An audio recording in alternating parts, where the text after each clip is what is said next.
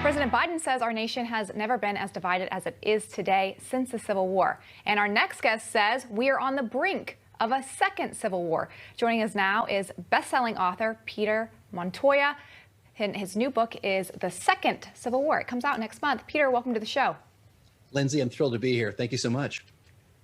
All right, so I got to set the record straight here. When you say second Civil War, do you believe we are actually headed for a battle-like Civil War? That's a really good question, because there are both hot civil wars and cold civil wars.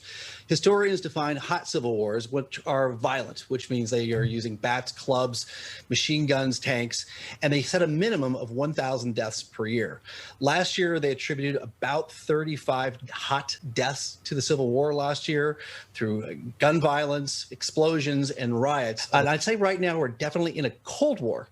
And a Cold War is any other instrument but violence. This means friends shunning friends, social media friends, defriending other people, people getting fired from jobs, not getting promotions. So a cold civil war is any other means that it's not hot. And it really is friend against friend, neighbor against neighbor, and family member against family member. Do you believe it's sort of curable? Because I don't. Yeah, there's not a whole lot of hope right now in the country, and that's really disheartening. I'd like to see us be a little more hopeful. So every model of leadership, every single model of creative problem solving starts with a common understanding of reality. And currently right now, there is at least two major different narratives happening in the country. And as long as we're divided on what the facts are and what the truth is, it's really hard for us to have any kind of consensus. That's got to happen first. We spend most of our time trying to make other people wrong and tell people where they're mistaken about reality. And the truth is, what helps us most is figuring out where we are wrong. So what I've come to believe is all of my knowledge is temporary, pending new information. And I'm constantly making sure that I'm finding the new and most current information that's most accurate, and that I don't get in fights with people over what their version of reality is, which usually only makes us more divided.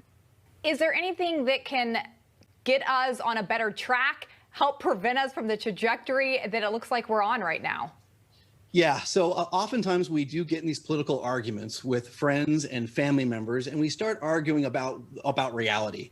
And what we've discovered is facts don't work. Arguing facts, making people wrong just doesn't work at changing people's minds.